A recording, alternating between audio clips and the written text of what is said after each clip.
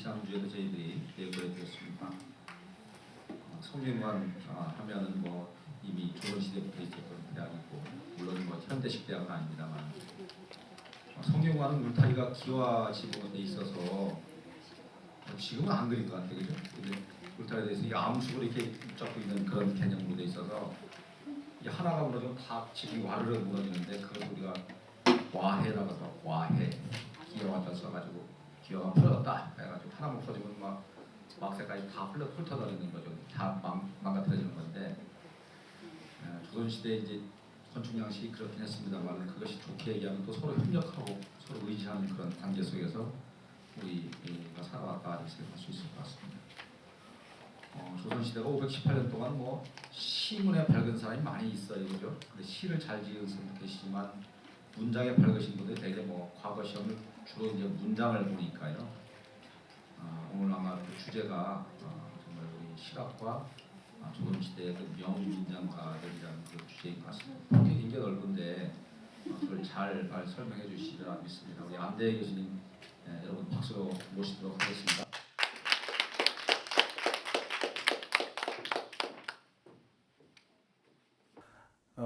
하나 더 첨언을 하자면 저는 대전에서 중학교, 고등학교를 나왔습니다.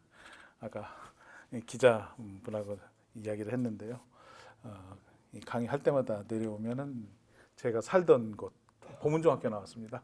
보문중학교를 또 거쳐서 이렇게 오더라고요. 저는 모건대는 원래 모건대가 목동에 있었지 않습니까? 제가 원래 그 중천동에 살다가 중천동이 바로 그 모건대학 밑이거든요. 그리고 선화동에 살았었는데 다 있는 저희가 대학 갈 적에 여기로 옮겨왔는데 예전에 모건대는 굉장히 좁았잖아요. 여기 모건대는 굉장히 넓은 것 같네요. 그래서 감회가 깊었습니다. 뭐 사실 이 강좌가 실학강좌이기 때문에 실학이라는 이름을 앞에 붙이긴 했습니다만 주로 조선 후기의 문장이고요. 조선시대 문장의 그 정통 문장은 다 한문으로 쓰였어요. 거의 95% 이상이 전부 한문으로 되어 있습니다. 한글로 된 건 뭐가 있냐? 주로 소설, 그 다음에 여성들이 쓴 언간, 언문으로 쓴 그런 것들이고 또 뭐 역사 기록 가운데도 그 한글로 쓴 이런 것들이 있긴 있습니다. 하지만 거의 공식적인 거의 모든 기록, 그 다음에 또 양반들이 쓴 글들은 거의 대부분 다 한문으로 되어 있어요. 여러분들 조친문 뭐 이런 거 아시죠? 중고등학교 때 아마 배우셨을 겁니다. 그런 글들은 극히 드뭅니다. 그러다 보니까 예전 글들은 다 요즘은 번역으로밖에 읽을 수가 없는 그런 상태가 됐는데요. 그래서 여기서 말씀드리는 것들은 거의 다 한문을 현대어로 번역한 거다. 그렇게 이해를 하시면 됩니다. 그래서 현대 문장하고 비교를 일단 한번 해볼 필요가 있는데요. 그래야만 좀 이해가 될 수 있는 것 같은데요. 문장을 쓰고 보는 관점 차이가 너무도 큽니다. 그래서 현대는 뭐냐? 상상력에 큰 비중을 두고 있습니다. 예컨대 소설, 사실에 기반한 것이긴 하지만 전부 다 허구의 기본은 허구다. 예컨대 우리 한강 작가 같은 경우 광주 사태를 가지고 쓴 그런 소설이 있지 않습니까? 그거 광주 사태라고 하는 역사적 현실을 가지고 쓴 거지만 그 안에 있는 내용은 다 허구죠. 거기에 나오는 인물도 그렇고 물론 실제 인물을 갖다가 쓰려고 쓰는 것도 있지만 그러나 그 내용은 사실이 아닌 허구에 기반을 두고 있다. 그 사실을 믿어가지고 그렇게 할 수 있느냐? 그건 아니다. 회국도 마찬가지죠.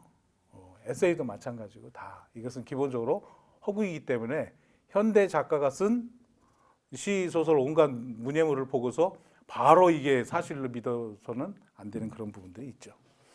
그래서 현대는 뭐냐면 그런 상상력의 비중을 두고 그 다음에 감상용 작품인 경우가 많고 그 다음에 문예성을 강조를 하는 것이죠. 이게 서구의 문학이라고 하는 것들이 대체로 그렇고요. 그거는 언제부터 그러냐? 그리스, 로마 시대부터 그랬던 것이죠. 그런데 우리 고전은 어떠냐? 사실성에 기반을 두고 옛날 분들이 쓴 작품은 다 기본 사실이다라고 믿고 보시면 되고요. 그 다음에 우리는 실용문입니다. 고전들이. 그래서 다 실제적인 어떤 용무가 있어서 문장을 쓰는 것이지 이거를 감상용하기 위해서 허구에 기반해서 상상력에 기반해서 쓰는 문장이 아니다. 그런 겁니다. 그 대표적인 사례를 전기라고 하는 것, 소설과 전기 거기에다가 두면은 잘 이해할 수가 있는데요. 과거의 전기물은 뭐냐? 현대의 소설에 굉장히 가깝지만 대개는 실존 인물의 실제 있었던 일을 쓰는 겁니다. 그래서 글로 쓴 모든 것을 문장으로 생각하여 예술로 평가하는데요. 예를 들어 연암 박지원이라고 하는 분이 쓴 전기 가운데 광문전이라고 하는 게 있어요. 광문전이 있고 그 다음에 그 양반전이 있고 예덕선생전이 있고 뭐 이런 여러 개의 전기가 있어요. 그 중에 양반전은 약간은 허구에 가깝습니다. 그런데 광문전이 있죠. 광문전은 실제 인물입니다. 그 서울의 종로에서 살았던 거지 왕초입니다. 그래서 우리가 처음 봤을 적에는 예전에 그걸 분석하는 분들은 아 이거는 허구로서 뭐 등등 거지 왕초의 일을 쓴 거다라고 했는데 실제로 광문 이야기가 실록에 나옵니다. 그래서 나중에 반역 사건에도 연좌되었다가 의금부에 끌려가서 고초를 겪다가 나중에 유배 갔다 다시 돌아오고 한 그런 분입니다. 그래서 우리는 초창기 연구할 적에는 광문은 허구적인 소설의 주인공이다라고 했는데 알고 봤더니 실제 인물입니다. 그럼 연암이 썼던 광문전에 나오는 내용이 사실이냐? 저는 100% 사실이라고 봅니다. 물론 소문으로 들은 부분도 있고 하기 때문에 그 내용에는 과장이 있을 수 있고 또 축소된 부분도 있을 수 있지만 기본적인 것은 다 사실이다. 그럼 연암만 그러냐? 그렇지 않고요. 대부분은 사람들의 전기는 사실에 가깝거나 아니면 완벽하게 사실이거나 그렇습니다.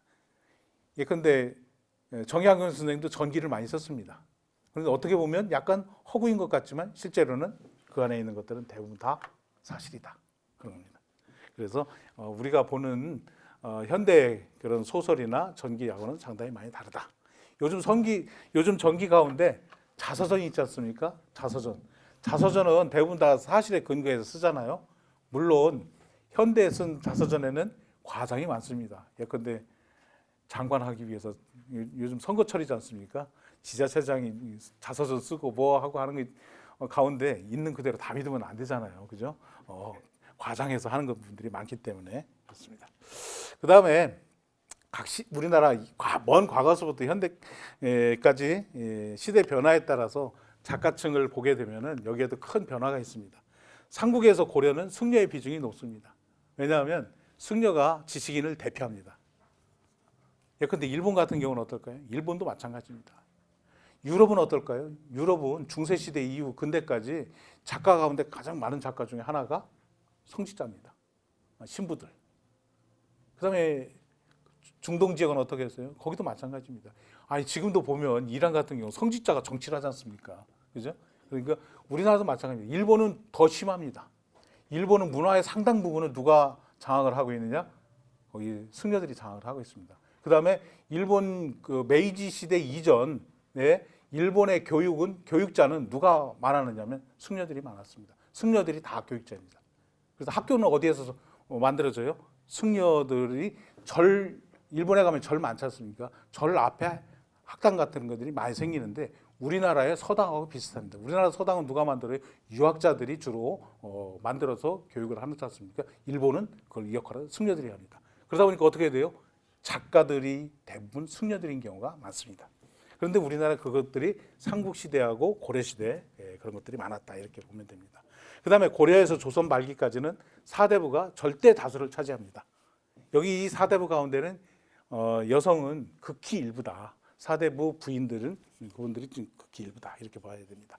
그런데 조선 후기에는 큰 변화가 일어납니다.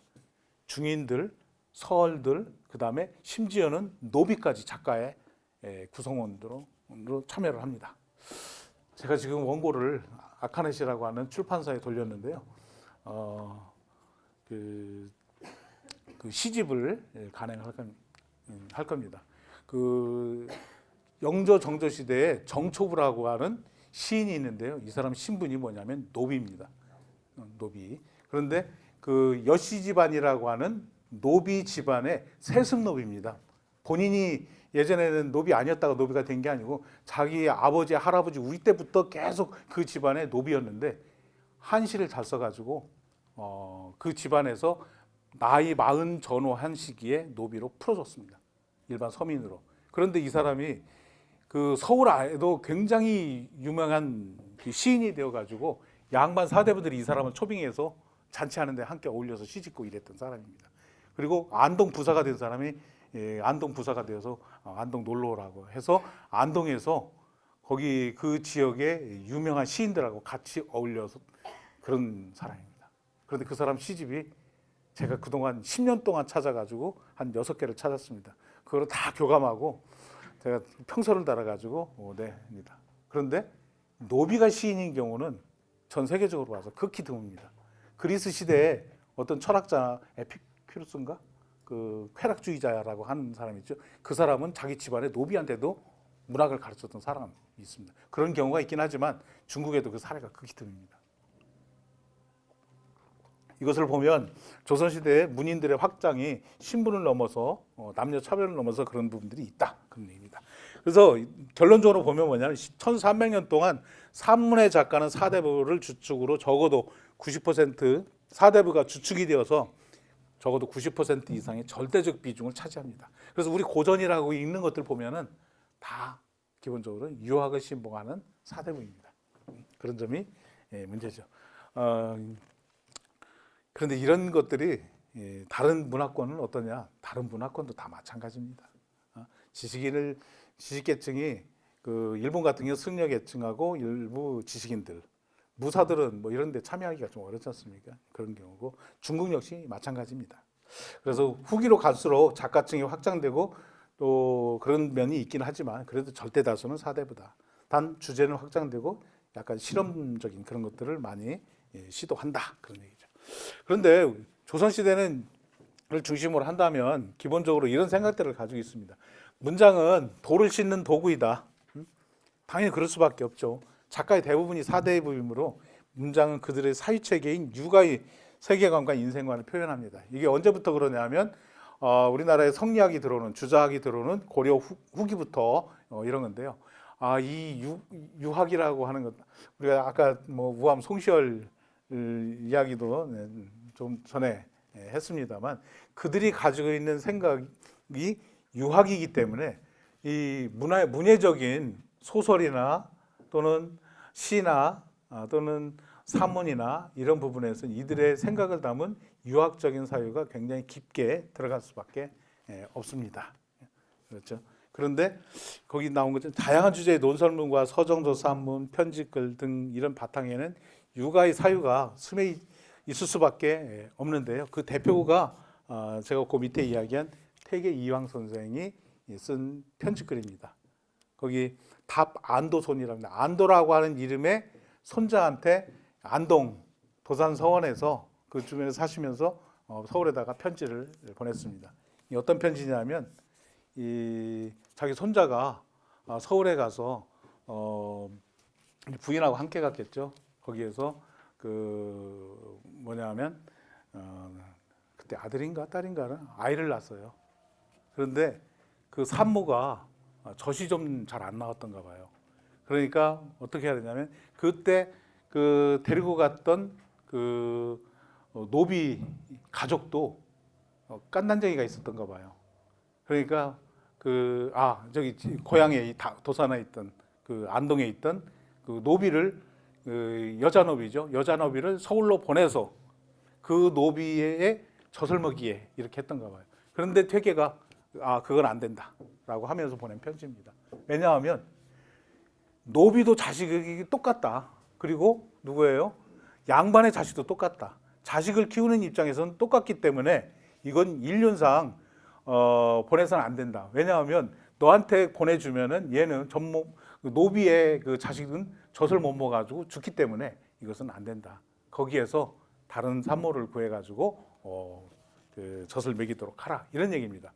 우리 이 당시 노비에 대한 처우를 보면은 얼마든지 보내도 윤리적으로 문제가 되지 않습니다. 하지만 퇴계의 입장에서는 그 인간적인 면에 있어서는 노비나 양반이나 똑같다. 그러니까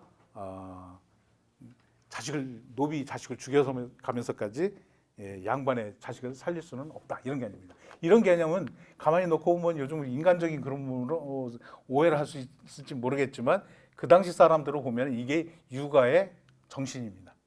그렇기 때문에 퇴계 이황성이 그런 편지를 했죠. 아마 이렇게 본다면 다른 사람들은 이황 선생을 보고 인간적이다 이렇게 볼 수는 있겠지만 대부분 사람은 뭘 그렇게까지 노비 생각을 하고 그래? 라고 볼 수 있는 그런 부분입니다.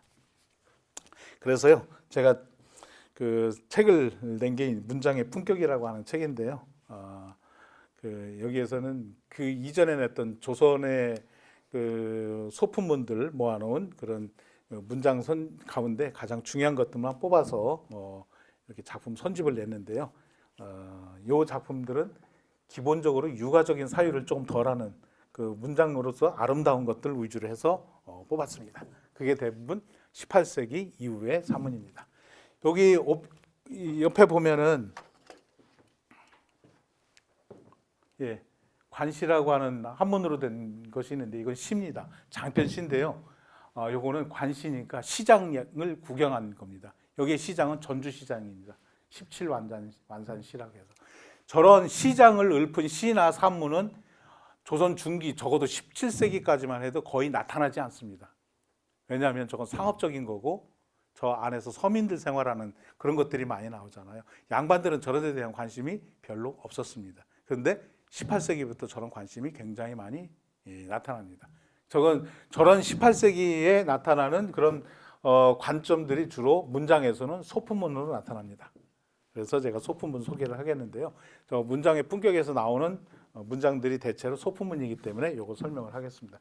이 소품문은 기존의 유학자들이 쓰던 그런 문장하고는 상당히 다른 굉장히 문예적이고 감성적이고 짤막한 문장 위주로 문장을 창작을 하게 됩니다. 그게 보통 소품문인데 소품문이 어떤 것인지를 간명하게 소개를 하면 이렇습니다. 활력을 잃어가는 경직된 문체를 개혁을 해서 새롭고 생동하는 문장을 쓰려는 일종의 문장계에 일어난 그 혁신운동이다 이렇게 보시면 됩니다. 조선 왕조도 500년이기 때문에 중간에 여러 변화들이 있습니다. 조선 중기에는 원래 시단에서는 어떤 그 혁신이 일어나느냐 하면은 조선 전기에는 굉장히 학식을 강조하는 그런 시를 많이 썼다가 조선 중기에는 어떤 시가 유행하냐면 감성에 호소하는 그런 시들을 많이 씁니다. 지적인 부분이 아니고 굉장히 감성적인 시. 그 대표가 임재 같은 분이 있죠. 임재 같은 분이 굉장히 감성적인 시를 쓰고 그 당시의 문장들이 대체로 그런 감성에 호소하는 문장들이 많이 납니다. 그럼 18세기부터는 어떤 그 시들을 쓰느냐? 지금 이야기하는 소품문과 비슷한 이런 시들을 많이 쓰게 됩니다. 한번 볼까요? 문인들이 역동적으로 문학을 즐기면서 문장에서는 특별한 변화의 바람이 몰아쳤는데요. 그 가장 중요한 게 새로운 문장을 쓰려는 시도가 거세게 18세기에 일어납니다. 그렇게 등장한 새로운 문장을 소품문이라고 부르고요. 이게 그 새로운 글쓰기의 흐름으로 대두해서 기왕의 낡은 문장을 대체하려고 덤벼 들었는데요. 이게 기존의 낡은 문장이라고 하는 것이 완전히 그 주자학적인 문장, 그 다음에 중국식 문장 이런 것들인데요. 이 소품문은 조선 특유의 문장을 쓰려고 하는 그런 그 경향들을 대변한다 이렇게 보면 되는데요. 구체적으로 보면 이런 특징들이 나타납니다. 탈이데올로기적인 문장. 그 이전의 문장은 대부분 정치나 윤리, 교육 이런 것들을 강조합니다. 그런데 이 소품문에서는 개인의 기호, 그 다음에 소시민주의. 아까 시장을 바라보는 것도 약간 소시민주의적인 그런 거거든요. 그런 부분이 상대적으로 크게 나타나고요. 뭐 이렇게까지 이야기할 수 있는지 모르겠지만 약간 정치 혐오증 그런 것들이 나타나고요. 그 다음에 국가와 백성, 윤리와 심성 같은 보편적 가치, 큰 가치에 억눌려서 발산하지 못한 개별적이고 작은 가치에 시선을 더한다 그런 거고요. 그래서 그 이전에는 그 보편적으로 나타나는 것이 이제 고문이라고 하는 건데 이게 보편적인 진리를 말하고자 했다면 소품문은 구체적인 진실 이런 것들을 드러내려고 노력을 많이 했고요. 그다음에 전형적인 선비들은 말하려고 하지 않았던 현실 세계의 다양한 진실, 그다음에 당대의 현실을 당대의 시선으로 바라보고 당대의 문체로 묘사하려고 했습니다. 이런 것들을 대표하는 것이 소품문의 특징이고요. 거기에 보시면 그 대표가 누구냐면 우리가 잘 알고 있는 연안 박지원 같은 분이 바로 그런 분이죠. 아까 광문전 이야기를 했지 않습니까? 그 광문 같은 경우가 그 당시 종로에 살고 있었던 거지라고 하는 사람을 통해 가지고 그 시대의 삶을 잘 보여주는 거거든요. 그게 소품문을 대표하는 거다 이렇게 보시면 됩니다. 그래서 뒤에서 잘 보이시나요? 이건 파란 걸로 했더니 잘 안 보이는데요. 그거 가지고 계시죠? 가지고 계서 있는데 문제가 없을 것 같네요.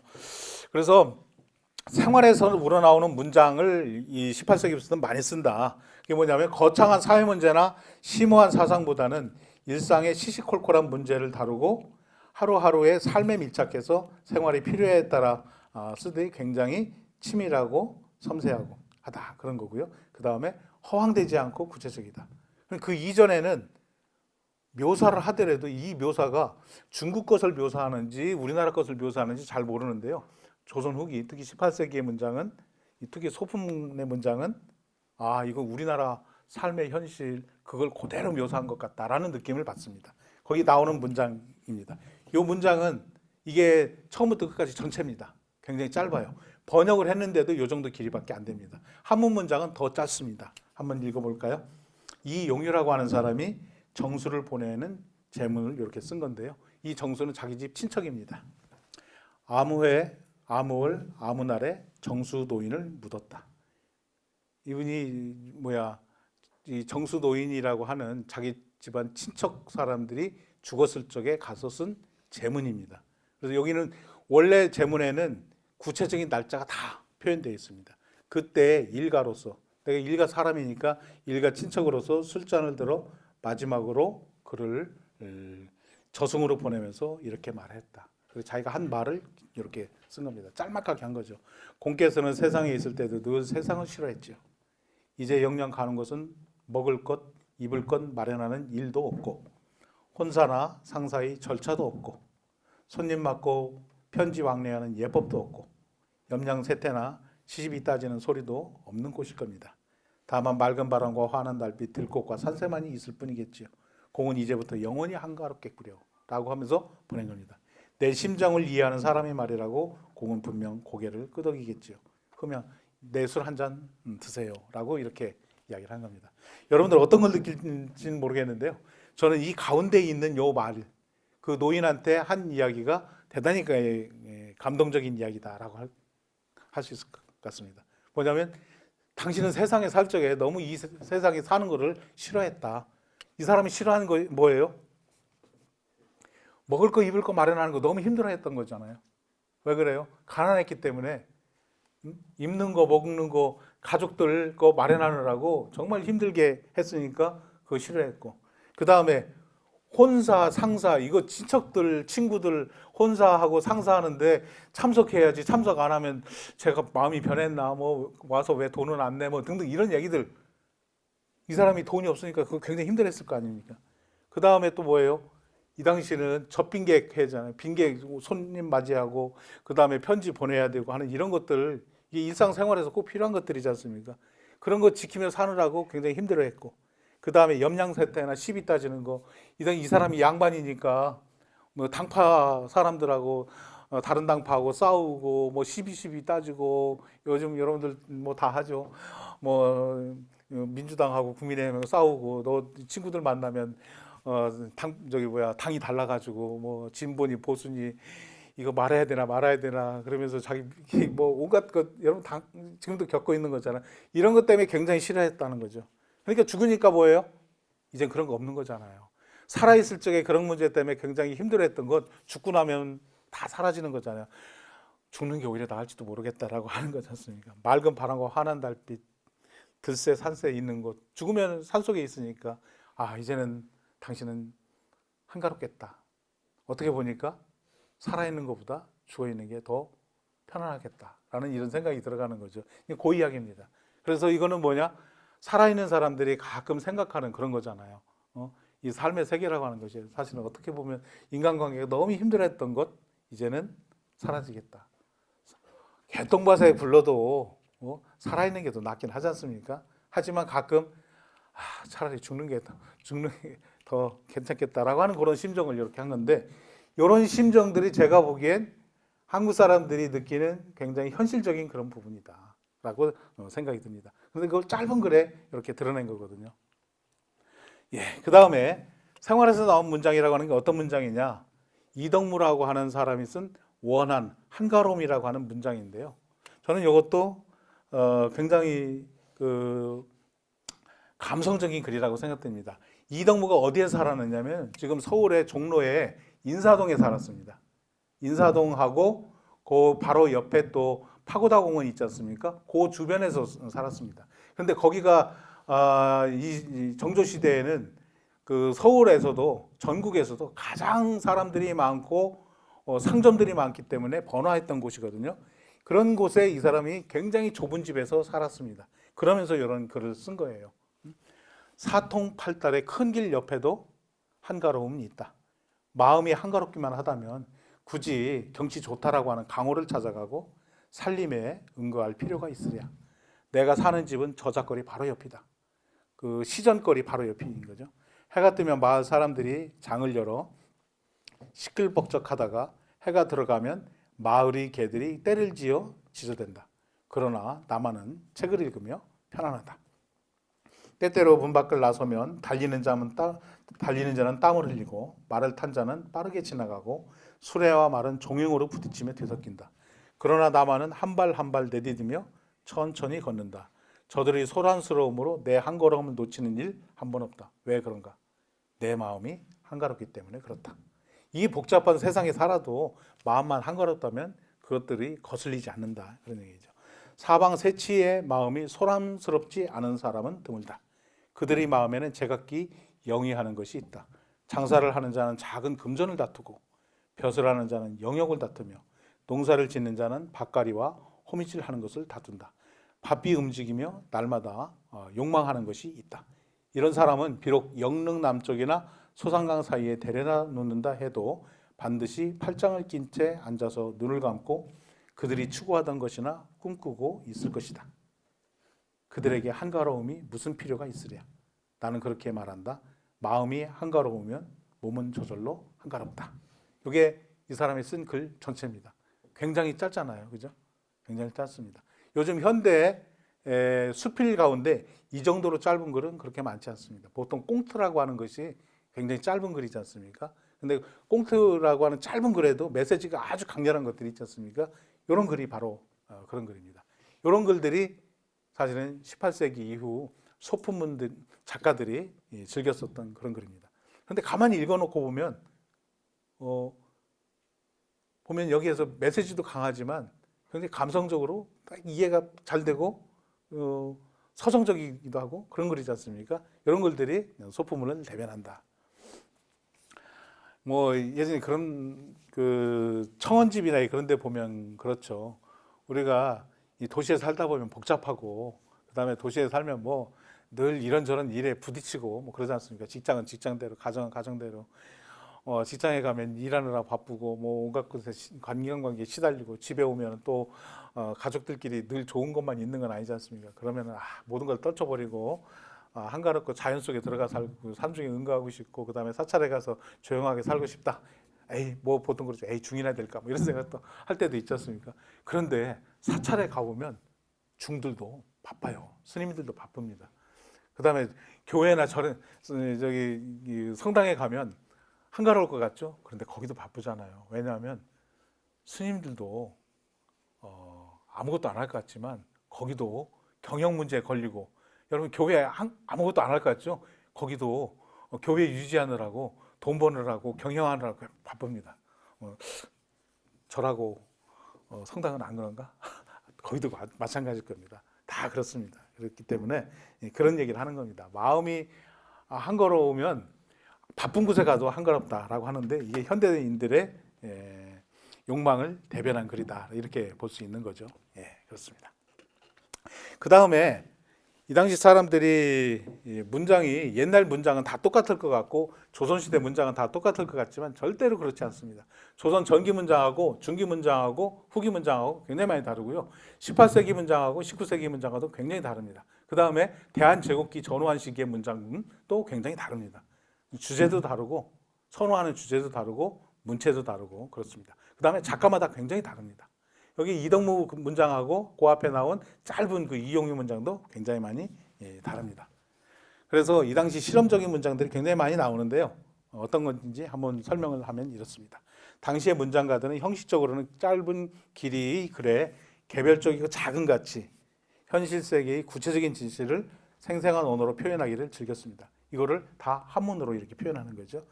그래서 도시 취향의 삶과 의식, 여성과 평민 등 소외계층의 일상을 표현하는 것. 그 다음에 담배, 음식, 화해 등의 기호품까지 다양한 주제를 걸고 생동하는 삶의 모습을 담았습니다. 대신 형식에 구애받지 않는 낯설고 새롭고 실험적인 창작을 선호했습니다. 그래서 어떻게 보면 전위적이다라고까지 이야기할 수 있는 것들을 심었는데요. 그 오른쪽에 있는 요 시집이 누구 시집이냐면 정초부의 시집입니다. 이것이 한 7개 정도 이렇게 남아 있는 거죠. 그래서 이 당시 보면은 담배 피는 것에 관한 것, 그 다음에 음식에 관한 것, 요 시기에 보면은 음식에 관한 것 그런 문장들이 있는데요. 제가 음식사에도 관심이 있고, 그 다음에 담배 흡연사에도 관심이 있어서 흡연사는 제가 10년 전에 책을 낸 게 있고요. 최근에 개정판을 냈습니다.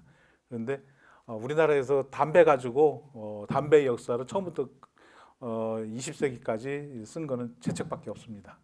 근데 굉장히 재미있는데요. 담배 같은 책을 내면 독자들이 별로 없어요. 그래서 그런데 그 안에 보면 굉장히 재미있는 내용들이 있습니다. 음식은 재밌어요. 음식은 재미있는데요. 예를 들자면 이렇습니다. 그 음식에 다룬 책은 그 글은 여기다 반영하지 않았는데요. 18세기 중반 우리로 치면 영조 시대 있지 않습니까? 그때부터 벌써 서울에는 그 배달 음식이나 이런 것들이 많이 생겼습니다. 그 중에 배달 음식 가운데 가장 인기 있었던 게 냉면입니다. 냉면. 그래서 천주에서 과거 시험에 떨어진 사람이 조금 열받으니까 냉면을 시켜서 먹는 그런 기사도 나오고요. 그 다음에 심지어는 국왕도 냉면을 시켜 먹었어요. 그래서 보면 예를 들어 노무현 대통령인가 김영삼 대통령은 칼국수를 좋아해가지고 칼국수를 시켜 먹은 그런 청와대 안에서 청와대 요리사도 음식을 잘할 텐데 그것보다 더 맛있다고 해서 밖에서 시켜 먹은 그런 기록도 있고요. 노무현 대통령도 그 청와대에서 한참 나오면 그 서촌에 그 닭백숙 맛있게 하는 곳이 있습니다. 지금도 가보면 거기는 확장을 엄청나게 했는데 그 외국인 관광객들이 그렇게 많이 옵니다. 그래서 거기는 줄 서서 기다리지 않으면 먹을 수가 없어요. 그래서 거기서 그냥 바로 가서 먹으려면 보통 10시에서 11시 사이 이런 정도 가면 먹을 수 있습니다. 근데 점심시간에 가면 먹기가 좀 힘들어요. 그런데 그런 열기가 이미 18세기부터 있었다라고 하는 걸 알 수 있고요. 순조가 그 군인들한테 그 냉면 시켜 먹는 이야기가 나옵니다. 그런데 그때 냉면은 평양냉면이고 고명이 없는 냉면이었습니다. 위에다가 돼지고기나 소고기를 넣지 않았고요. 그다음에 그나마 고명을 넣은 건 소고기를 넣은 게 아니라 돼지고기를 넣은 그런 일들이 나옵니다. 그런 것들이 문장의 주제로 이렇게 나온다. 그런데 그 전에는 그런 것들은 거의 나오지 않습니다. 어느 정도로 실험적인 문장이 나오느냐 하면 앞서 나왔던 그 이용유가 지은 차곡이라고 하는 겁니다. 이 사람의 집. 이게 번역해서 이건데요. 이게 전체 문장입니다. 완벽하게 딱 짜여져 있는 문장입니다. 한번 읽어볼까요? 이 집은 이 사람이 사는 이곳이다.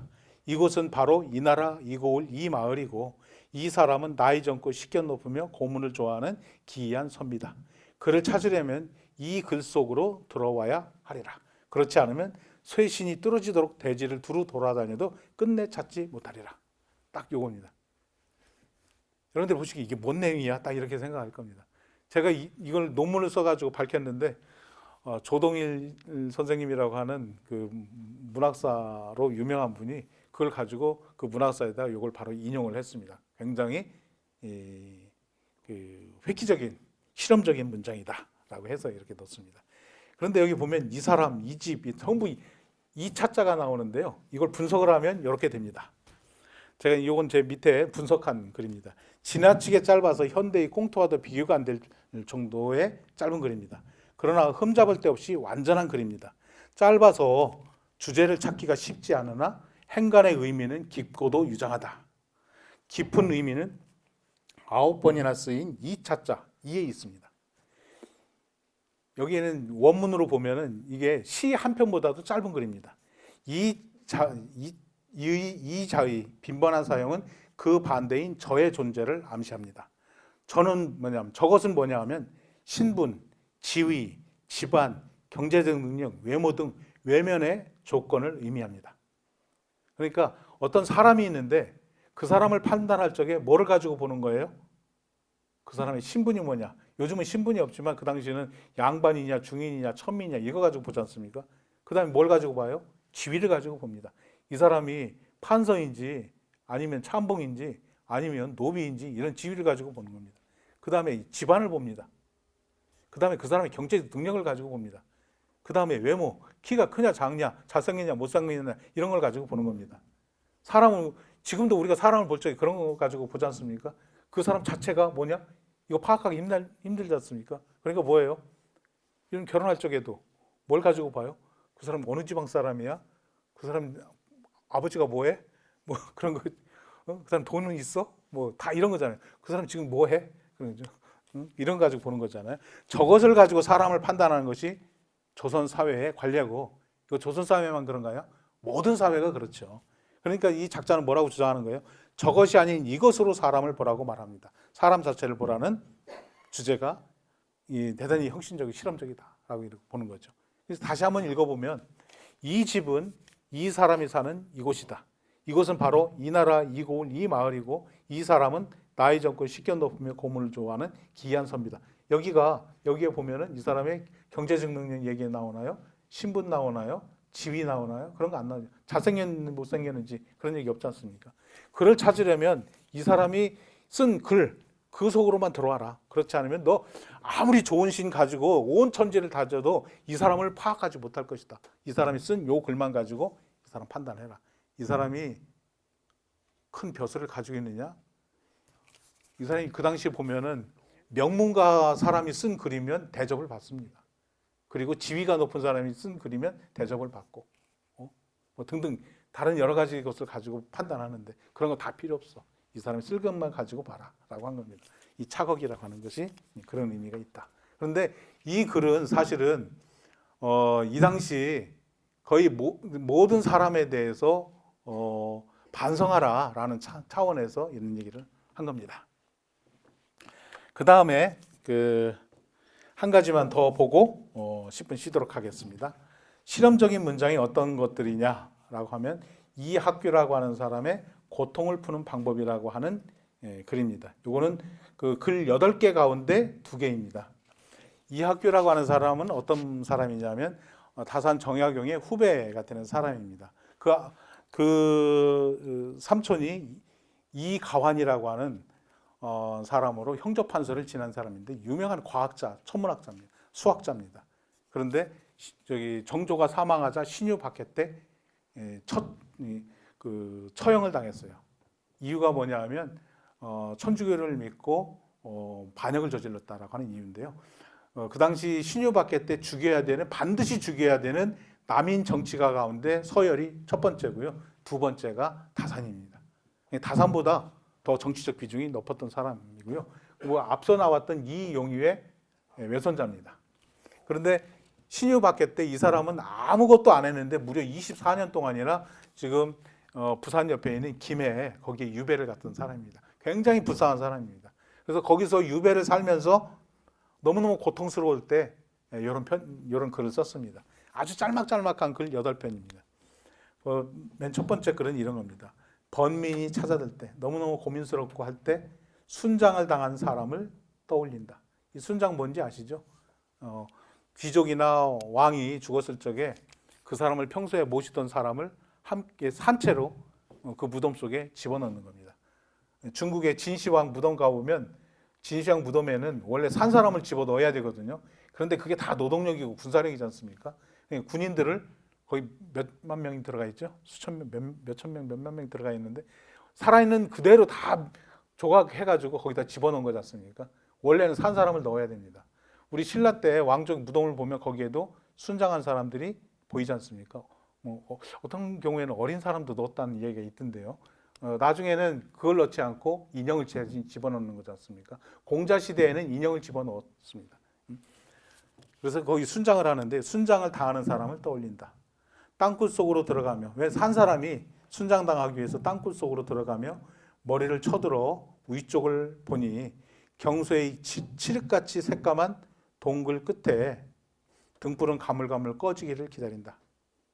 그 찰나 다시 벼락에 맞아 죽을지언정 그저 다시 인간 세상에 이런저런 소리를 한 번만이라도 듣는다면 가슴이 시원하리라. 그러니까 순장 당하러 무덤 속으로 들어가고 마지막 자기가 다 들어가면 저 입구를 딱 막아버릴 거 아닙니까? 그럼 거기서 남아있는 음식 먹다가 죽는 거지 않습니까? 그러니까 이 사람은 자기가 죽을 걸 알잖아요. 그러니까 그때 어떤 생각이 들어요? 등불이 이제 마지막 꺼지기 전에 내가 밖에 나가서 살기만 하면 내 모든 것을 다 주겠다라고 하는 이렇게 하는 생각이잖아요. 밖에 세상에서 시끄러운 소리 그것도 이 사람한테는 좋은 거지 않습니까? 그런 얘기입니다.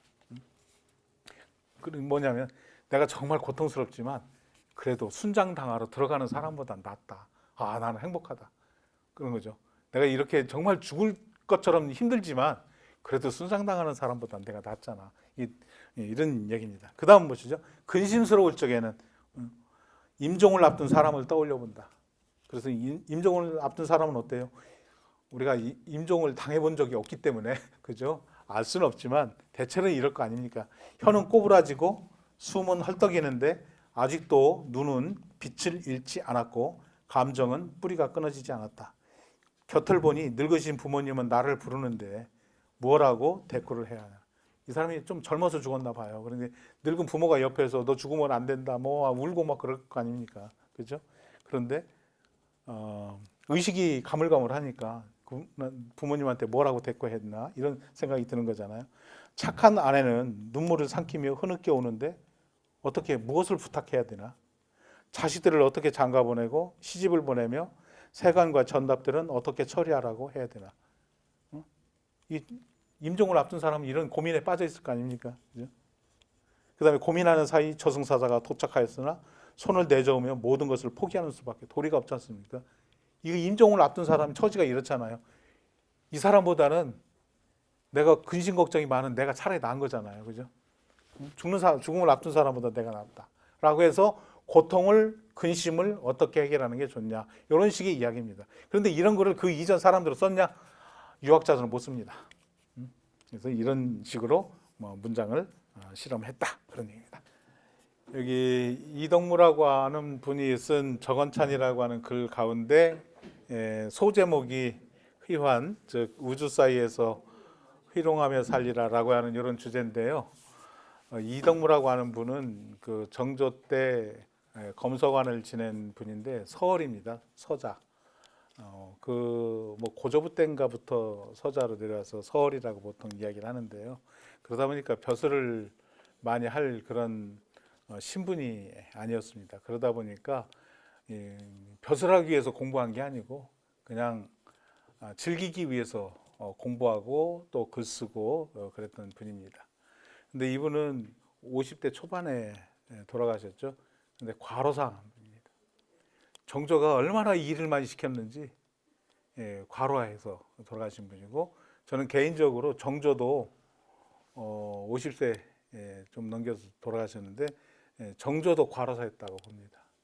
뭐 일부는 또 정조가 심한지 등의 세력의 노론 벽파에 의해서 또 정순왕후가 개입이 되어서 독살당했다 이런 주장을 하는 분도 있는데 요즘은 제가 저하고 몇 분이 이렇게 해서 그 발굴해서 세상에 내놓은 그 정조 어찰 거기에 의해서 독살설이 많이 그 세력을 잃었는데요. 그분도 과로사했다라고 봅니다. 이덕무도 과로사했어요. 정조가 얼마나 미안했던지 이분이 사망하자마자 문집을 내주라고 했습니다. 그런데 그건 정말 큰 특혜입니다. 왜냐하면 이분은 고위 공직자도 아니고 고위 벼슬한 검소관이나 또 현감 정도 지낸, 그것도 특별 배려해가지고 그렇게 지낸 그런 분인데, 그런 사람한테 판서나 정승을 지낸 사람도 문집을 안 만들어줬는데 이 사람은 내탕금을 내 가지고 문집을 만들어줬어요. 그러면서 그 앞 뒤에 서문 발문 쓴 사람이, 전기 쓴 사람이 당대 최고들로 했어요. 이조 판서 지낸 윤행임, 그다음에 나중에 영의정 지낸 남공철, 그다음에 최고의 문장가로 알려진 연암 박지원더러 전기 쓰라고 하고, 이렇게 해서 문집을 만들어줬습니다. 그런데 문집이 지금 남아 있는 게 그 시중에 놔두는 문집이 거의 없어서 이 사람이 낸 아정유고인데요. 아정유고가 시중에 나오면 값이 엄청 비쌉니다. 그런 정도 대단한 사람이고요. 이덕무 글씨가 나오면 아주 고가에 팔립니다. 근데 많이 안 나와요. 그리고 이덕무는 그 손자가 이규경이라고 하는 유명한 학자입니다. 그렇다 보니까 이분의 글은 재밌는 것들이 많습니다. 그것도 이게 인생을 너무 그렇게 각박하게 이런저런 인간관계에 시달리면서 살지 말자. 뭐 어차피 한 세상 사는 건데 그 너무 그렇게 뭐 의무감이나 뭐 이런 것으로 살지 말고 그냥 재미있게 연극에 내가 배우로 올라간 것처럼, 그 사실 아니잖아요. 연극 무대라고 하는 것은 허구지 않습니까? 그 허구의 주인공이 된 것처럼 좀 가볍게 이렇게 살자라고 하는 것을 이야기한 게 이 글입니다. 이것도 한문으로 된 건데요. 제가 번역한 게 이렇습니다. 내 앞에도 내가 없고 내 뒤에도 내가 없다. 무에서 왔다가 다시 무로 되돌아간다. 내 인생이 그런 거 아니냐. 많지도 않은 오직 나 혼자이니 얽매일 것도 없고 구속될 것도 없다. 내가 꼭 그지 뭐 그렇게 부모님의 자식으로 살아야 되고 자식의 부모로 온갖 것들을 해야 된다고 생각하면서 매여서 살 필요가 없다. 그런 얘기죠. 그런데 사실 한국 사회만큼 그런 관계망에 구속을 많이 받는 사회가 없지 않습니까? 뭐 오늘도 우리 석자교수 모임에 답사하고 나는데 거기에 대법관 한 분하고 헌법재판관 한 분이 계셔서 그분들하고 얘기하는데, 그분들하고 얘기할 적에 한국의 자살 문제 전 세계적으로 가장 많은 숫자잖아요. 그런 거 얘기하면서 이유가 뭐냐라고 했을 적에 관계망에 너무 사람들이 시달린다. 비교하면서 살고 이런 것 때문에 힘든 거 아니냐라고 하는데, 요 글도 그런 데서부터 벗어나자라고 하는 것을 이야기한 글 같습니다. 갑자기 젖을 먹던 내가 어느새 수염이 자라. 젖을 먹던 내가 갑자기 수염이 자라서 그런 거죠. 어느새 늙어서 또 어느새 죽음을 맞는다. 인생 순식간이다. 그런 얘기죠. 큰 바둑판을 앞에 두고 호기롭게 흑백의 돌을 던지듯이, 바둑 두듯이 그런 거죠. 큰 연희 무대에서, 연극 무대에서 헐렁한 옷을 입은 꼭두각시인 듯 조급해하지도 않고 화도 내지 않으면서 하늘을 따라서 즐기지라. 나 나온 대로 그냥 자유롭게 살다 가는 것, 이게 인생 아니겠냐. 남들은 그러지 못하는데 나는 그렇게 살고 싶다라고 이렇게 이야기를 하고 있습니다. 이것도 이분의 문학이에요. 그런데 이게 자기 삶을 이렇게 살기 위해서 장난하듯이 이렇게 쓴 거고요. 그 다음에 이 시기 문장에는 익살과 유머 이런 것들을 문장에 많이 반영을 해요. 그런데 문장을 쓰는 사람은 과거에는 굉장히 고위직들 또 선비들 사대부들이 쓰기 때문에 문장은 진지한 것들이 많습니다. 그런데 이 시기에 들어오면 뭐 그렇게 진지하게 쓸 거 있어, 가볍게 쓰지라고 하면서 이런 글도 씁니다. 요거는 이덕무라고 하는 사람이 쓴 두 편의 편집글인데요. 초정 누구냐면 박제가죠. 박제가를 이서구라고 하는 젊은 제자이면서 친구인 사람한테 편지를 보내서 너 저기 박제가 만나면 박제가 좀 혼 좀 내줘라 라고 하는 글입니다. 그런데 혼내주라고 하는 이유가 뭐냐면 사탕 안 줬다고 그런 겁니다. 한번 읽어볼까요? 이 못난 사람은, 자기죠. 이 못난 사람은 단 것에 대해서만은 성성이, 원숭이가 술을 좋아하고 긴팔 원숭이가 과일을 좋아하듯이 사족을 못 쓴다. 그래서 내 동지들은 단 것을 보기만 하면 나를 생각하고 단 것만 나타나면 내가 준다. 그런데 어찌 된 일인지 저 초정 박제가죠. 인정머리 없이 3번이나 단 것을 넣고서 나를 생각지도 않았고 주지도 않았다. 단 것이 딱 보이면 나를 바로 떠올리고 바로 나한테 줘야 되는데 주지 않더라. 이거 나쁜 놈 아니냐 그런 겁니다. 그뿐 아니라 다른 사람이 내게 준 단 것을 훔쳐먹기까지 했다. 친구의 의리란 잘못이 있으면 깨우쳐주는 법이니 그대가 초정을 단단히 질책하여 주기 바라고. 이게 뭐 애들 장난하는 것도 아니고 소꿉장난하는 것도 아니고 다 큰 어른이 친구 좀 혼내주라고 하면서 하는 얘기인데 그 이유가 뭐예요? 박재가가 이동무보다 나이가 한 5살인가 그 정도 젊거든요.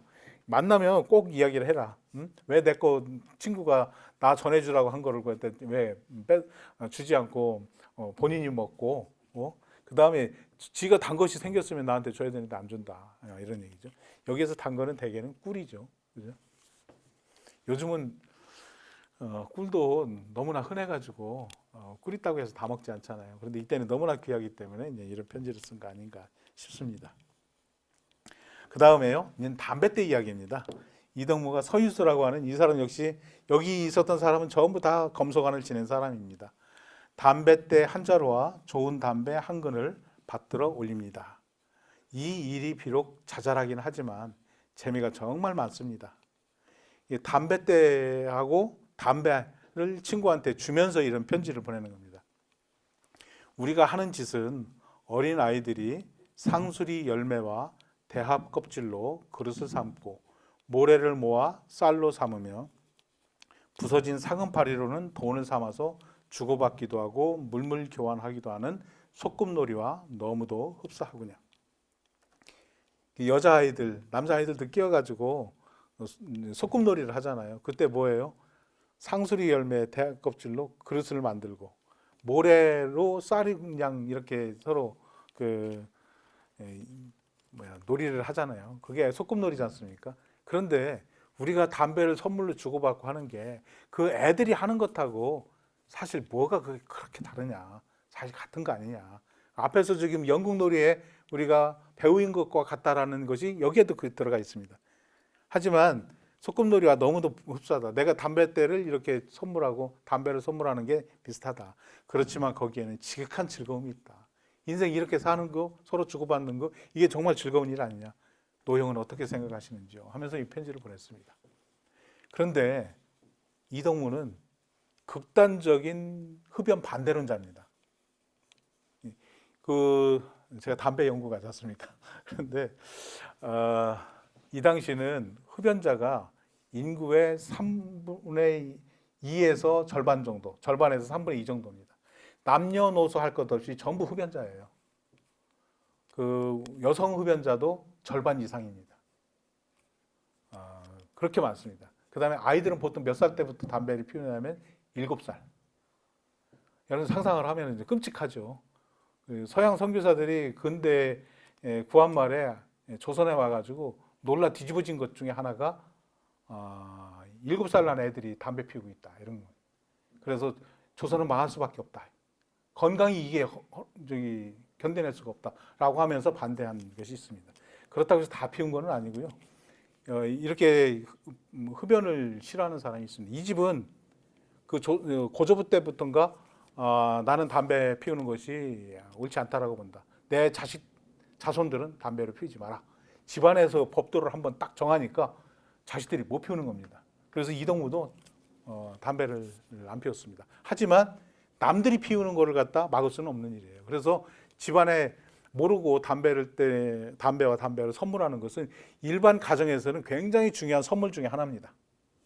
그런데 자기한테 담배를 누가 선물하니까 그거를 자기가 피우지 않고 다른 사람한테 주면서 야 이렇게 선물 주고받는 거 너무 재밌지 않냐? 소꿉놀이 같다. 어른들이 주고받는 게 하면서 이렇게 이야기를 한 겁니다. 그런데 이 손자가 누구냐면 이기경입니다. 오지엄은 장전상고 쓴. 근데 그 손자는 오지엄은 장전상고에 뭐가 있냐면 담배의 독을 없애는 법 이런 거를 했어요. 흡연을 방지하는 법, 흡연한 사람이 담배를 끊는 법 이런 것들을 이야기하면서 우리 집은 가법상 담배를 피울 수가 없다. 하지만 내가 피워보니까 이렇더라라고 하면서 할아버지의 집안의 가법을 어기고 담배를 피워본 이야기를 하면서 담배를 피우다가 해독하는 방법이 이런 것들이 있다라고 소개한 게 있어요. 그런데 이동무의 그 외손녀가 남편이 죽자 자결을 했어요. 자결을 했는데 뭘 가지고 자결을 했냐면 니코틴 가지고 자결을 했어요. 담배, 우리 보통 피우는 담배 한 가치가 그 청산가리보다 더 독한 그 독을 가지고 있어요.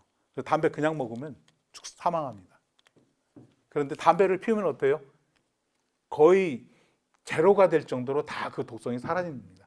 그래서 옛날 여성들이 사망할 적에 많이 쓰던 게 담배입니다. 담배를 그대로 갖다 먹는데 뭐하고 먹으면 효과가 있냐면 소주하고 먹으면 효과가 있습니다. 제가 뭐 방법을 알아듣는 것 같은데 요즘도 가끔 니코틴만을 추출해 가지고 그걸로 정말 미운 남편 죽이는 방법으로 쓰기도 하고 막 그렇습니다. 서양에서도 남편 죽일 적에 담배를 많이 이용한 그런 부분이 있습니다. 어떤 집안이 바로 그렇게 담배하고 밀접한 관련이 있는 집안입니다. 예, 요거는 아포리즘도 이렇게 이 당시 유행을 합니다. 짤막짤막한 그 잠언 같은 것들인데요.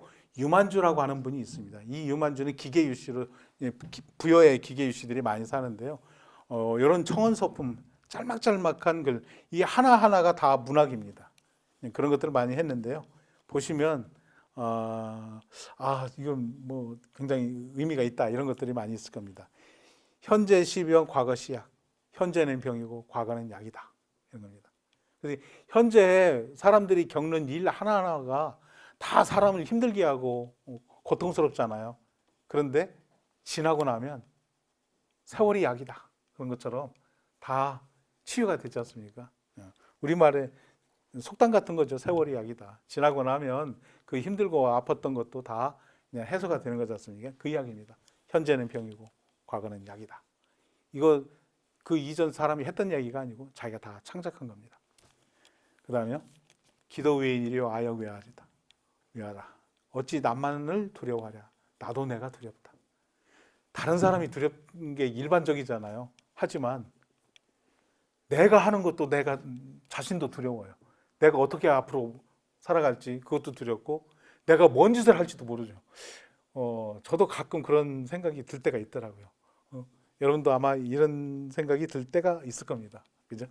그 다음, 저는 이 말이, 요 청언이 굉장히 의미가 있다고 생각되는데요.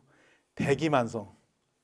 이 한마디 말이 수많은 용렬한 선비를 몰아 죽였다고 옛 사람이 말했다. 이 말이 참으로 맞다. 많은 사람이 젊었을 적에, 장년이 되었을 적에 뭔가 잘 이루어지지 않으면 맞아. 나는 좀 늦게 되는가 보다. 나중에 좀 나이가 들면 나도 큰일을 할 수 있어. 라고 이렇게 기대를 하면서 살아가잖아요. 대기만성. 우리 교수들 중에 그런 사람이 있죠. 맞아. 내가 정년 될 무렵 젊었을 적에 논문 좀 덜 쓰고 나중에 그동안 공부한 거를 내가 60 넘어서 대작으로 한번 내겠다. 라고 하지만 그 나이가 되면 못 쓰죠. 못 씁니다. 그래서 대기만성을 기대하면서 사람들이 젊은 시절을 살아가지만 결국 이루어지지 않죠. 그게 이 말입니다. 이 한마디 말이 수많은 용렬한 선비를 몰아죽였다라고 하는데 내가 겪어보니까 정말 그렇다. 그래서 뭐든지 하려면 언제 해야 돼요? 젊었을 적에 해라. 그래야 된다. 대기만성 믿고서 나이 들면 뭔가 이루어질 것 같이 이야기하지만 안 이루어진다. 그래서 젊어서 해라. 물론 어쩌다 한번 대기만성 하는 사람이 있죠. 그 얘기입니다. 그 다음, 마음 맞는 사람과 더불어 맑은 대화를 나누기에는 눈 속이 어울리고, 눈이 내렸을 적에 그게 가장 어울린다. 그 다음에 빛 속이 어울리고 달빛 속이 어울린다. 그런데 비가 눈보다 낫고 달이 비보다 낫다. 이게 사람이 보면은 마음 맞는 사람과 운치 있는 대화 나누고 멋있는 대화 나누기에는 비 올 때, 눈 올 때, 뭐 달빛 속 이런 때 나쁜 얘기하기 어렵지 않습니까? 이상하게 대화가 잘 되고 서로 마음이 통하기가 쉬운 때가 이런 때잖아요, 그죠? 하지만 그런 것들을 이렇게 이야기를 한 그런 부분입니다. 그 다음, 인간 세계는 1000개나 100개의 층계가 있다. 가장 나은 것은 벗어나는 것이고 그 다음은 지나가는 것이며 그 다음은 희롱하는 것이다. 여기 보면은 인간 세계는 벗어나는 게 뭐 제일 좋다는 거죠. 그 다음에 지나가면은 다 고통 같은 것들이 해결되는 거잖아요. 그 다음 뭐예요? 그냥 연극 속에서 살아가는 것처럼 희롱하면서 살아가는, 장난하듯이 살아가는 거다. 이 이야기는 그 앞에 나왔던 이동우 이야기하고 비슷한 부분들이 있는 것 같습니다. 그 다음이요. 이 세계는 욕망의 세계다. 기에 몰려 욕망으로 시작하여 욕망으로 끝난다. 이 세계를 뛰어넘고 벗어나는 자는 겨우 몇 명이고 머리를 들이밀다 사라지는 자가 넘쳐난다. 이것이 정녕 조물주가 이 세계를 만든 이치이다. 이 세계는 욕망으로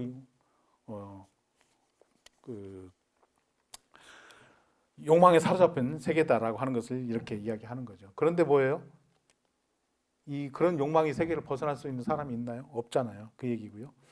머리를 들이밀다가 그 욕망을 어떻게든지 이뤄보려고 노력하다가 사라지는 자, 죽는 자가 거의 대부분이다. 이게 이 세상의 운명이다. 뭐 이런 식으로 이야기하는 거죠. 이게 이제 아포리즘 문학이다. 예, 그 다음에 마지막 글입니다. 박지원의 글인데요. 제가 이 조선 후기의 문장 가운데 최고의 문장이라고 하는 것이 바로 이 문장입니다. 박지원의 문장을 보면 보통 이제 열할기의 문장 이야기도 하고 또 뭐 그 광운전도 교과서에 실려 있고 뭐 많은 문장들이 실려 있습니다. 하지만 그 중에 가장 대표작이다라고 할 만한 것이 바로 이 글입니다. 그 큰 누님을 보내고라고 하는 건데요. 이 누님은 그 덕수이 씨 문중에 시집을 갔습니다. 그런데 그 남편은 역시 선비죠. 어디에 살았냐면 지금 양평군에 살았던 고집이. 근데 실제로는 서울에 와서 과거 시험을 급제하려고 했는데 그 자기 자영이죠. 자영이 별로 그렇게 똑똑지 못했던가 봐요. 과거 시험에 계속 떨어지고 그 다음에 가난하고 그러다 보니까 별로 그렇게 행세도 못하고 그런 사람이었어요. 그러다가 이 누나가 죽었어요. 나이 차이는 연암하고 8살 차이인가 그렇습니다.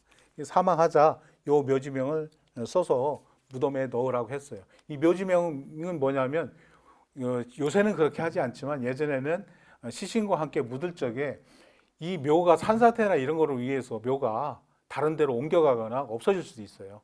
예전에 그 벌써 한 10여 년 전에 저기 경기도 북부에 큰 홍수가 났을 적에 이 천주교 사람들만 묻히는 천주교 묘지가 완전히 휩쓸렸어요. 그런데 산사태가 나가지고 휩쓸리니까 누가 거기에 있었는지를 알 수가 없잖아요. 왜냐하면 앞에 팻말을 해놓지만 돌로 그거하고 시신하고 이게 섞여버리니까 누가 누군 건지 몰라가지고 엄청난 혼란이 있었던 때가 있습니다. 그런데 실제로 과거에는 그런 것들의 위험성이 있기 때문에 관 안에다가 이렇게 도자기로 새겨가지고 그걸 넣습니다. 근데 도자기는 1000년이 가도 그대로 있어요. 철로 만든 것도 있지만 이 도자기라는 게 제일 좋습니다. 거기에다가 이걸 새겨서 넣는데 그 이 집안에서는 이것을 넣지 않았을 겁니다. 왜? 기분이 나빠가지고. 왜 기분이 나빴는지는 보면은 압니다. 한번 읽어볼까요? 유인의 이름은 돌아간 그 부인의 이름은 유인입니다. 벼슬을 하지 않았을 때 유인이라고 씁니다. 유인의 이름은 아무개로서 반남박씨이다. 여기 아무개라고 했는데요.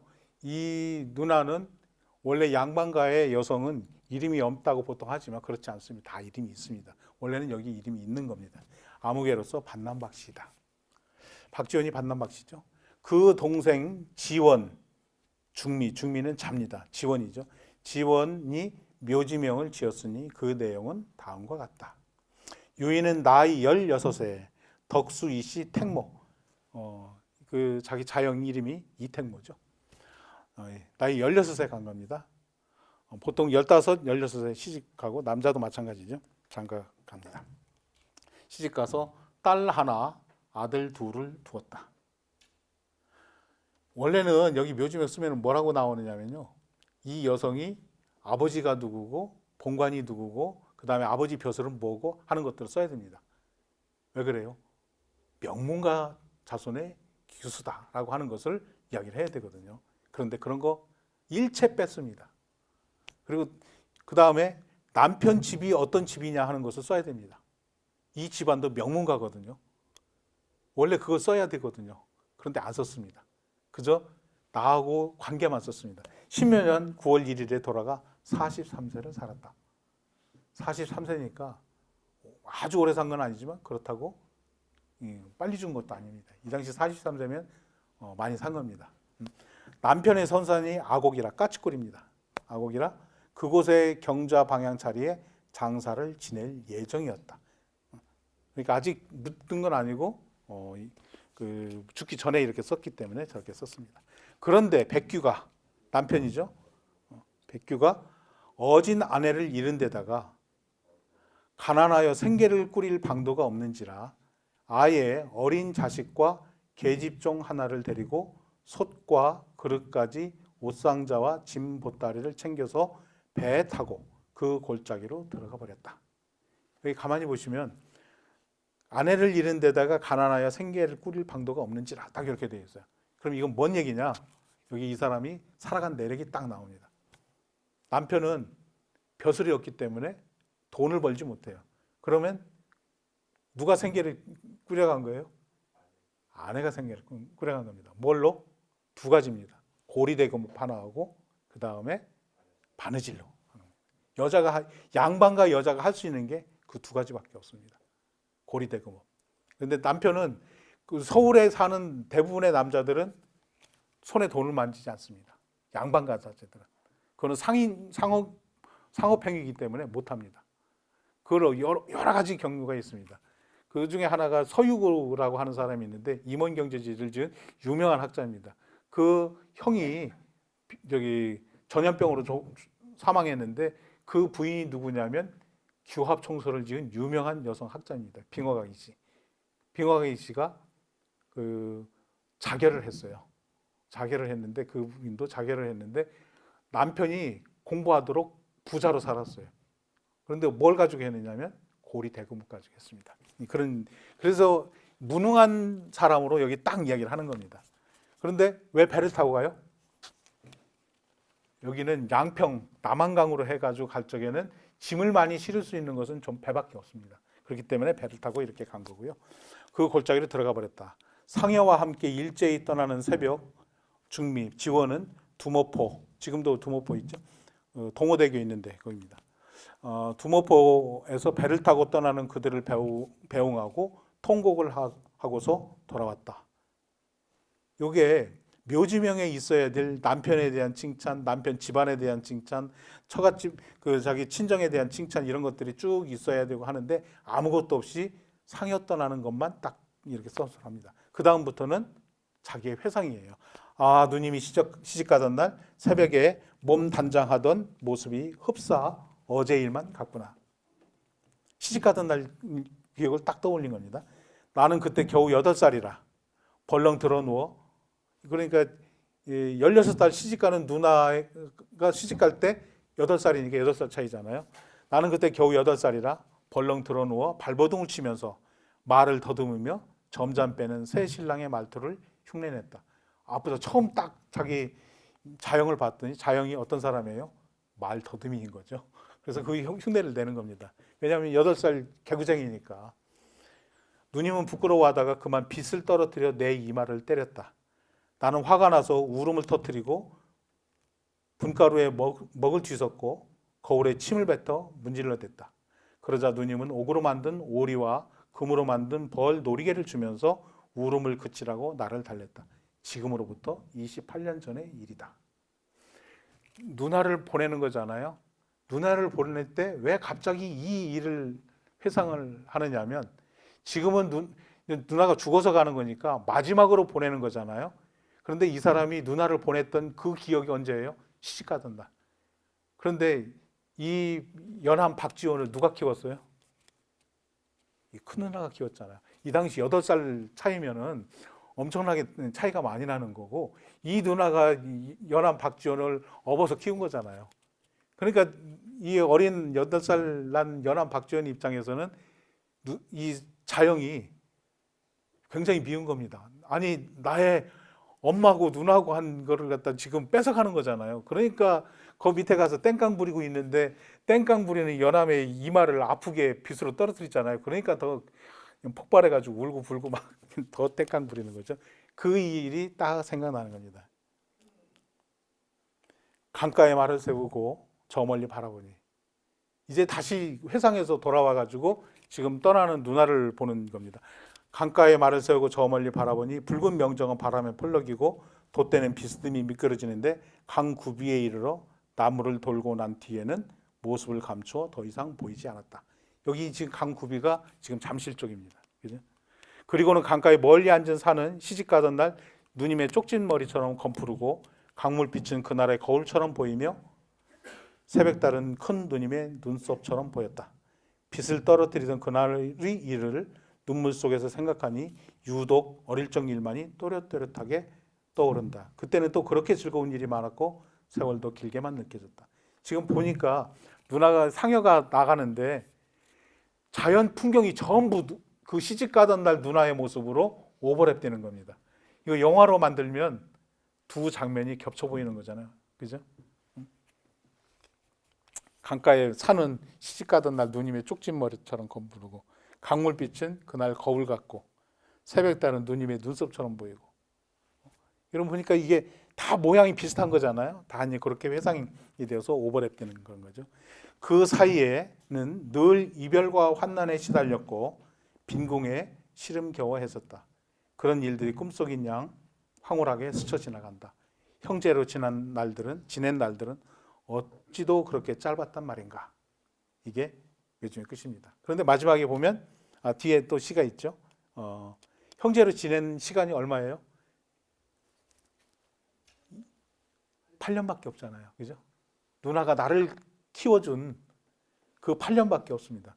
그리고 누나가 시집 가던 날로부터 무려 28년이 지났고 그 사이에 만나봤죠. 몇 번을 만나봤겠어요. 별로 없었죠. 형제인데 겨우 8년.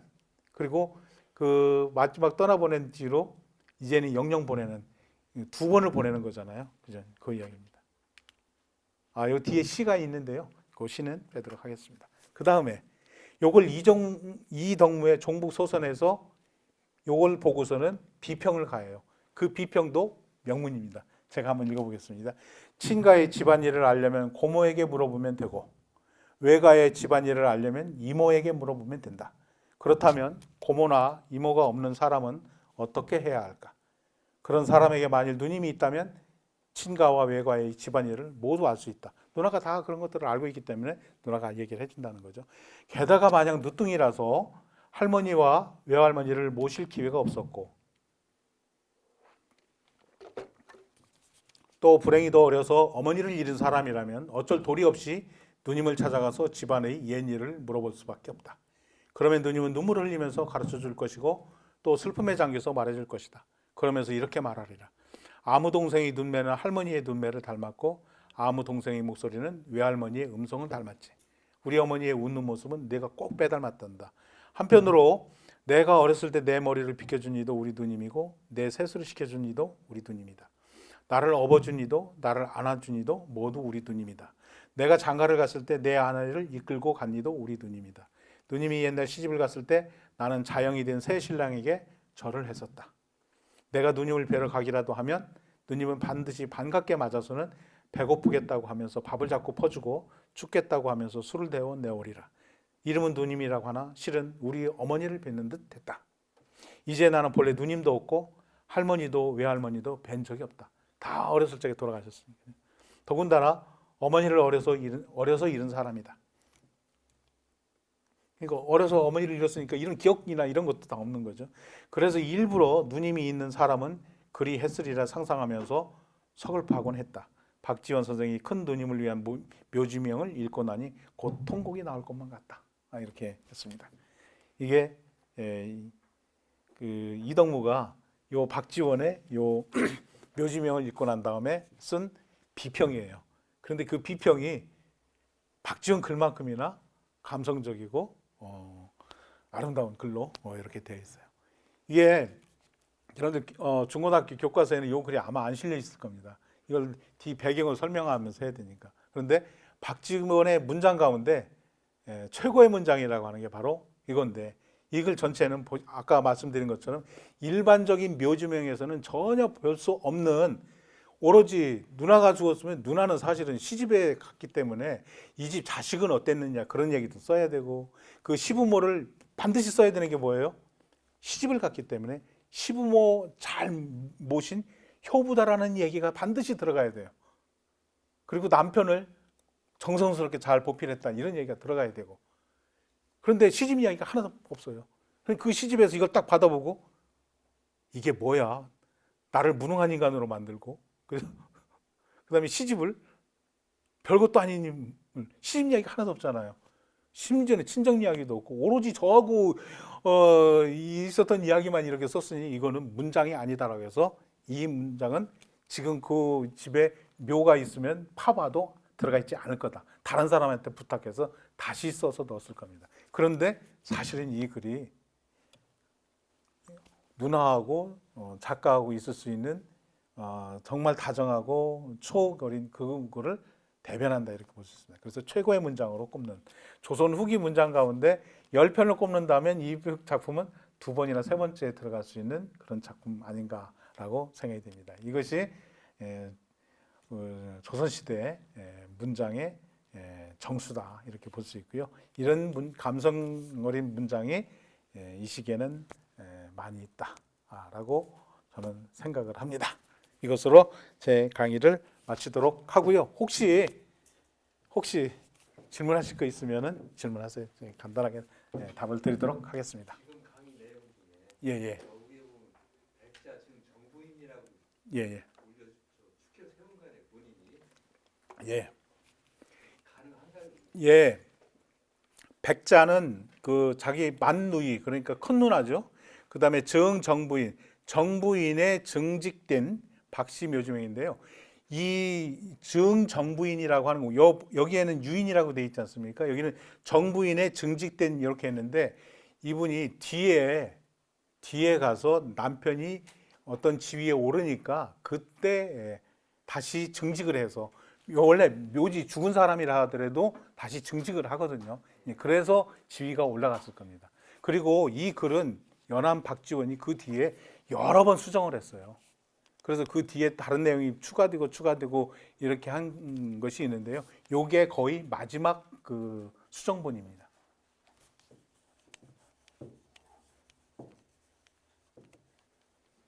옛날 묘지명에 이렇게 집어 넣어야 되는데 누구한테 부탁을 했는데 자기 마음에 안 들게 써오는 경우가 많습니다. 그러면 못 집어 넣어요. 그 과거에 묘비 있지 않습니까? 뭐라고 딱 썼는데 마음에 안 들게 쓴 경우가 많습니다. 원래 노론하고 소론하고 갈릴 적에 우암 송시열하고 또 윤씨 집안 있지 않습니까? 우암 송시열이 스승이니까 우리 아버지 돌아가신 분한테 써달라고 했더니 그 하나에 그 가시가 있는 그런 문장을 하나 썼잖아요. 수의강, 오래 살았고 건강하게 살았다.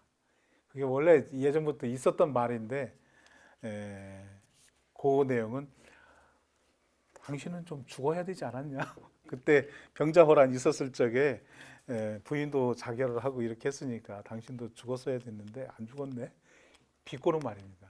그것 때문에 그 아들이 요거는 좀 빼주시죠 하겠더니 안 빼줬어요. 그래가지고 노론하고 소론하고 갈린 거지 않습니까? 그게 묘지명에서 있었던 일이거든요. 그게 죽었을 적에 좀 잘 써주고 상투적으로 이렇게 써줘야 되거든요. 그리고 남자들의 묘지명에는 반드시, 양반 사대부인데 남자 묘지명에 반드시 들어가야 될 것 중에 하나는 불치생산, 먹고 사는 문제에 직업, 그 돈 버는 일에 신경 쓰지 않았다. 이 이야기가 꼭 들어가야 됩니다. 돈을 많이 벌었어도 설령 그렇게 써줘야 되는 거거든요. 양반 사대부는 공부만 했다 이렇게 해야 되고, 국가와 민족을 위해서 교육이나 이런 데서 신경 많이 썼다라고 해야 되는데 그 돈 버는 일에 신경 썼다 이렇게 하면 안 되잖아요. 평소에 그랬다 하더라도 그렇게 써주는 거거든요.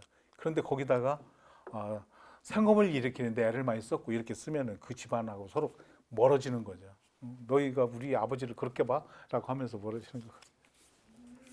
혹시 또 질문하실 게 있나요? 박지원의 저런 문장이 당시에는 좀 비판도 많이 그렇죠. 예, 폐관잡기다, 폐관소품이다, 소품문이다라고 비판을 받으니까 그 연한 박지원이 뒤에 가서 뭐라고 변명하냐면, 아, 저런 것들은 다 나이 들어서 젊었을 적에 치기 어려가지고 이렇게 쓴 것이거든. 뒤에는 많이 바뀌었다라고 했는데 사실은 안 바뀌었습니다. 왜냐하면 열알기는 작년 시기에 쓴 거거든요. 그런데 그 안에 보면